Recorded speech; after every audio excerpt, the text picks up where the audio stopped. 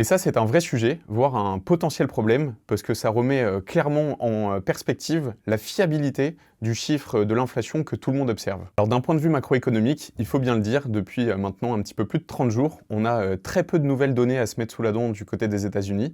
La raison, elle est simple, c'est le shutdown qui paralyse totalement l'administration américaine. Résultat, très peu de statistiques officielles sont publiées, ce qui rend la lecture du cycle économique américain beaucoup plus floue que d'habitude. Alors malgré ce manque de données, je vous ai quand même trouvé un graphique hyper intéressant à analyser. On va y passer un petit peu de temps parce que pour le coup, il soulève un vrai sujet. Ce graphique qui apparaît, il montre l'évolution depuis 2019 de la part des données qui sont de simples estimations statistiques dans le calcul du CPI. Le CPI, on le rappelle, c'est l'indicateur qui sert à mesurer l'évolution des prix aux États-Unis et c'est surtout l'un des indicateurs les plus suivis par la Fed pour décider de sa politique monétaire. Et là, regardez bien sur le graphique, jusqu'au premier trimestre 2025, rien d'anormal, environ 10% des datas récoltées pour calculer le CPI étaient le fruit d'estimations statistiques. Mais depuis la fin du premier trimestre, cette part elle a littéralement explosé, passant de 10% à 40%. Autrement dit, près d'un prix sur deux dans le calcul de l'inflation américaine